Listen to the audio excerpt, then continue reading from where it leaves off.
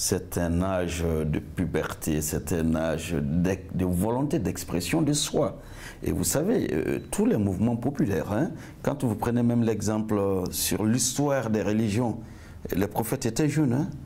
Hein, vous avez vu la fougue de Jésus, 37 ans. Hein, voilà, alors Mahomet est paix sur lui, 41 ans quand sa prophétie s'est révélée. Alors Moïse, la même chose. Alors voilà, c'est ça. Hein, c'est-à-dire que la jeunesse, c'est l'âge de la virilité.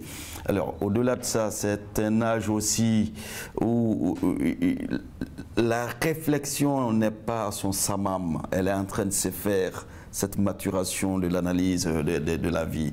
Alors donc c'est le moment d'emballer, d'idéologiser. Alors vous savez, tout ce monde d'Hitler, c'était la jeunesse nazie. Alors voilà, donc les révolutions aussi, c'est les jeunes, le 26 mars au Mali, opération balai citoyen au Burkina, alors voilà, c'est cela. Alors donc je crois que les islamistes comprennent, parce que vous savez, il est une grosse erreur de croire que ceux-là qui sont dans cette vision sont des incultes ou des analphabètes, mais non. En eux, c'est des docteurs, c'est des ingénieurs, c'est des professeurs.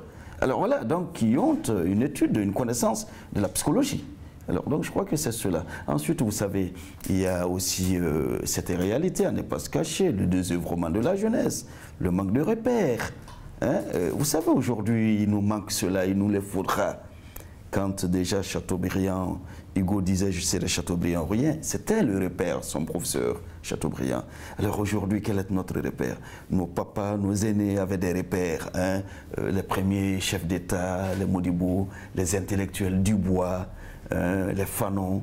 Alors, mais nous, quel est notre repère? C'est cela. Alors donc je crois que quand il n'y a pas de repères, la jeunesse est laissée à elle-même, il y a le sous-emploi, il y a le chômage, surtout la jeunesse de formation arabophone, qui ne se sent pas être acceptée, intégrée.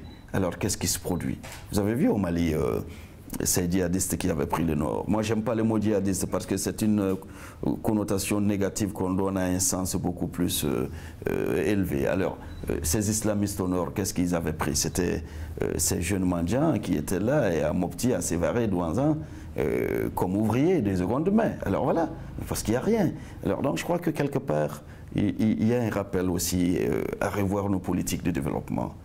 Afin que donc cette jeunesse soit occupée sainement, encadrée. Je vous dis franchement, comme la presse, comme beaucoup de choses aujourd'hui, nous n'avons pas atteint nous, ce niveau de liberté qui va jusqu'à la liberticide, hein, des consciences. Non, nous avons besoin d'une politique, d'une vision engagée, de formation, hein, à tout niveau, afin que d'abord revienne le sens de la patrie, revienne le sens du devoir, revienne le sens du respect des valeurs. C'est cela, mais lorsque nous laissons notre jeunesse proie à ce que nous voyons comme tout venant des chaînes de télé, des magazines, du net, alors voilà, donc voilà les conséquences y sont.